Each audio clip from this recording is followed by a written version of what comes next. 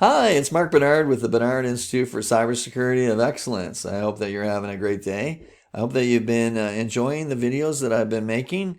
I have many more videos to create, all of them on different key components of a cybersecurity program. If you're interested in building your own program, or you have an existing program that you want to refine and improve, then I think you'll find these videos extremely valuable. There's many videos. They all touch on different aspects. I ask that if you like these videos, please do like them. Hit the like button down below so that they get a broader distribution. And make sure that you share them with your colleagues and enjoy them. And if you have any comments or questions, you can always leave them at the bottom of the video, or you can email me or text me or drop me a line.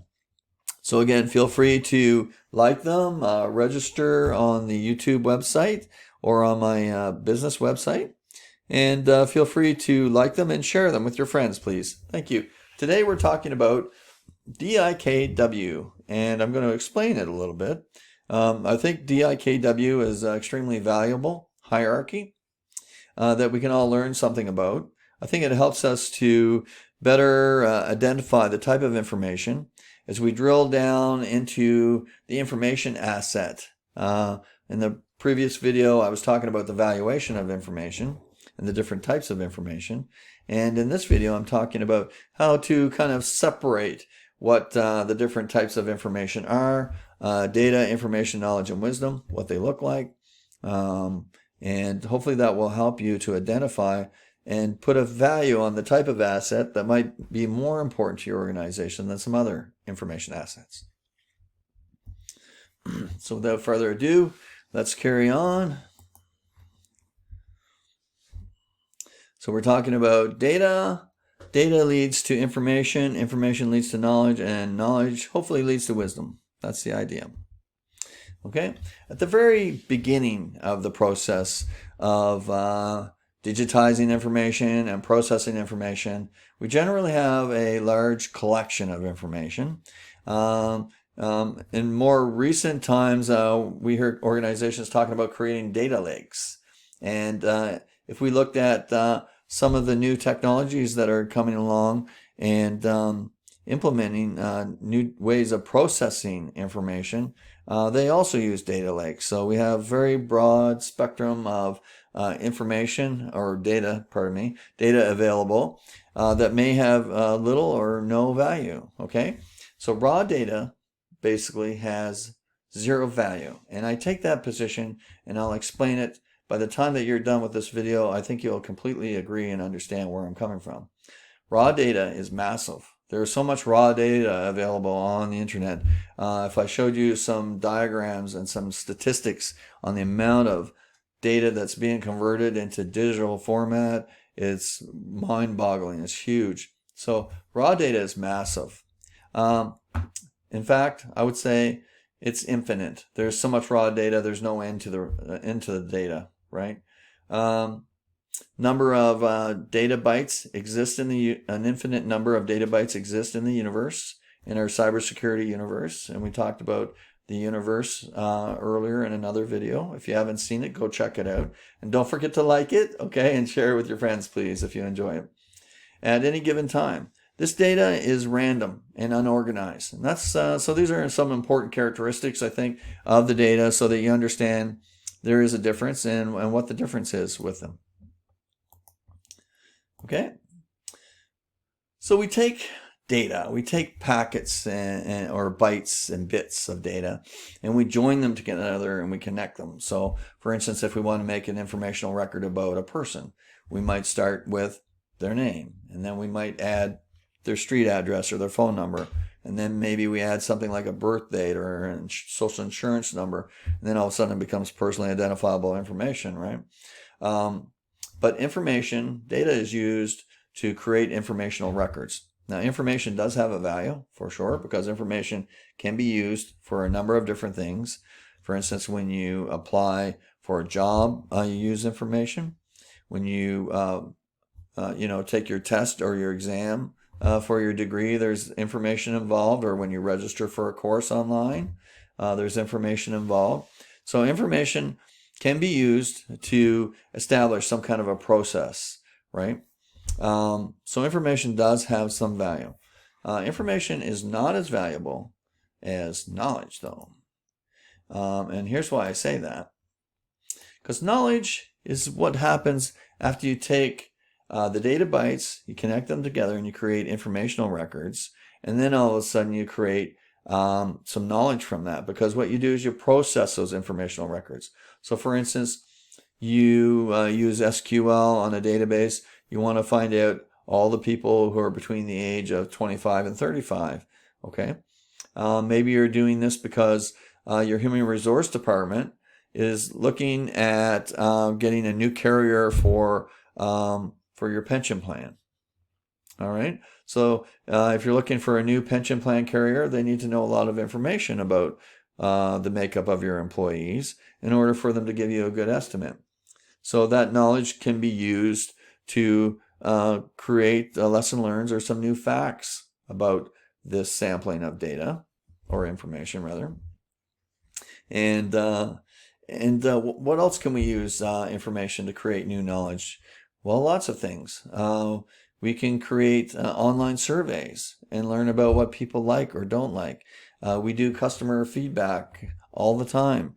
So we take information of a person and the services that we provided to them, and then we ask them, how do we do? So we get information back and we develop new knowledge for the organization that might direct us and direct maybe the program. So from a tactical or strategic approach, it might say, okay, these services are not valued by customers, so why are we doing them? And it could have the opposite effect, actually. It could say the customers are really enjoying this and they like what we're doing, and let's keep doing it. It also might provide us some insight into how we can improve the products or the services that we're providing so that we can do better than our competitors and take up more of the marketplace. So there's a number of, business benefits that could come out of processing information to develop knowledge. Okay? Now, what do we do with the knowledge? Well, knowledge can lead to wisdom.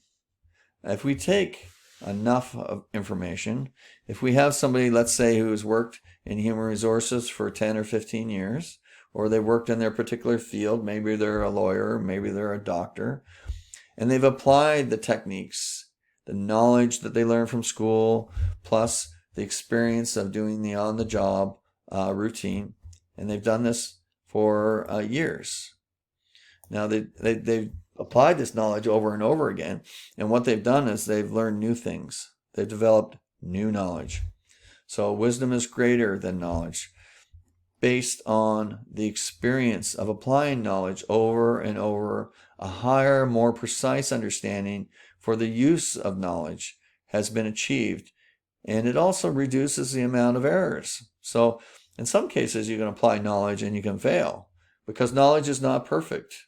Knowledge is not perfect, and you can apply knowledge because knowledge is constantly evolving and changing. They often say by the time you've documented knowledge in a book, it's already out of date. So, it's kind of interesting because at one point we all relied on books, but more and more we're relying on information that's available on the internet because the internet is constantly being updated. The knowledge is more current, more valuable than a book. But books are where we started, so let's not knock books. Books are good. There's a lot of good books out there, okay? But I think hopefully I'm making the point to you that we apply that knowledge that we've learned in school, whether we're a mechanic or a doctor or a chef, whether we're a teacher. We use that knowledge that we've learned over and over again. We gain more experience with the knowledge, and we refine how we approach things. So we improve the knowledge, and this is called wisdom. And wisdom is more valuable. So, what am I saying here? I'm saying that when you evaluate information assets within an organization and you see raw data, you know that it has a lesser value. Okay? Can it be used to generate more value? Absolutely. Yes, you can use data. We know that data mining, business intelligence goes around gathering information, processing it so that we can gain insights into our organization. It has value. Information has more value than data. One data field, for instance, somebody's social security number with no name on it or nothing else can have very little value, because if you want to establish a credit report, for instance, you need to have a social security number, a birth date, a name, an address, at least, to establish a credit report. So that would be an informational record that you would use to get that credit. And then after you've bought and purchased things for a number of years, the bank or the credit company will go to the credit bureau and they'll say, how have they done? Have they paid their bills on time? Do they pay for their credit? Do they owe other people money? So that gives the creditors new knowledge, and they use that knowledge to make determinations on what kind of a mortgage rate you'll get, for instance, or what kind of an interest rate you'll get on a loan. So there's a lot of different ways that knowledge can be used.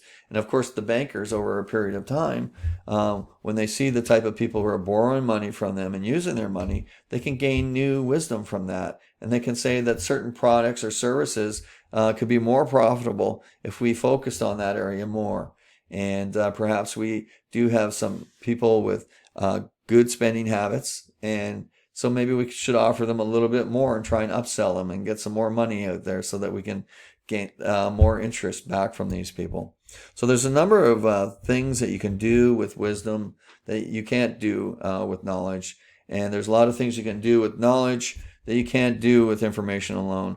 So as you go up the chain and you evaluate your organization, whether it's in government or whether it's in the commercial sector, you'll look for these pieces of wisdom and knowledge and information. And hopefully you'll treat them differently and you'll protect them differently, because each one has a higher value and deserves a little bit more protection than the other ones.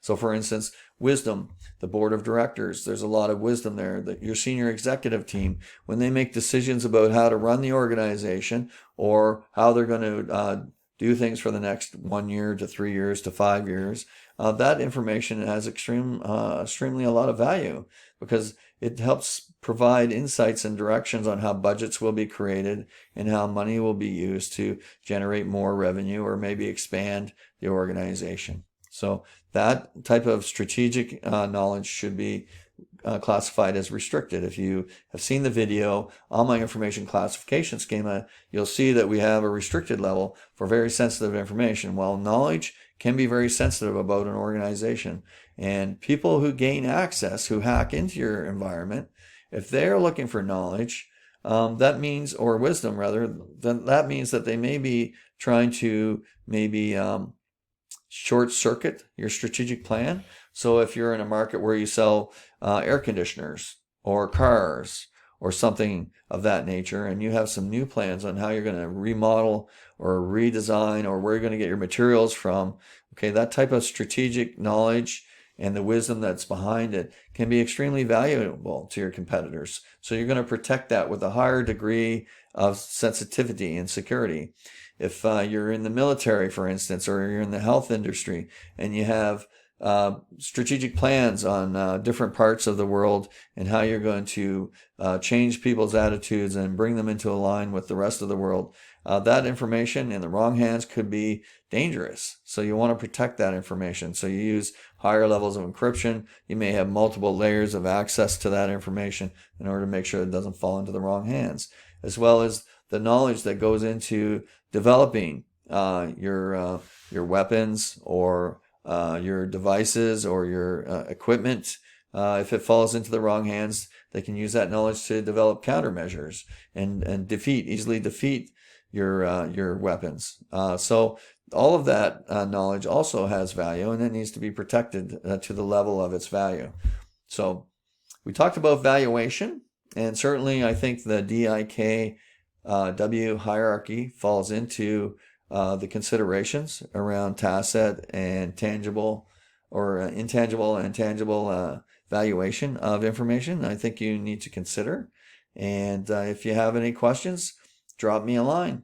If you're enjoying this video and you're learning new things from it, please share it with other people. Please be sure to like it at the bottom of the screen and share it with people. And don't forget to register if you want to see new updates, because I'm planning on releasing many, many more videos. Each one is going to focus on a very narrow piece of the cybersecurity program so that I can try and share as much knowledge as I can about the program. And if you've seen my mind map that's published on the internet, you know that there's a lot of different areas that we need to talk about and different aspects of those areas, as well as through my seminars and teaching online. If you go to my website, you can see there are some courses there that you can register for. Also, if you want to have a seminar on site, we can make those arrangements. Or if you just need some mentorship or some help with your existing cybersecurity program and you want to work on that a little bit in specific areas, feel free to drop me a line. But in the meantime, share this knowledge if you find it useful, and don't forget to like it and register, okay? I want to thank you for your time. I hope you enjoyed the video. Again, you can find me on LinkedIn, Facebook, YouTube, Twitter. You can also contact me through the website, or you can register on the website. And you can also email me, or you can certainly call me. And I hope you have a great day. Enjoy the video, and don't forget to share and like and register if you can. Okay? Take care. Thank you for your time.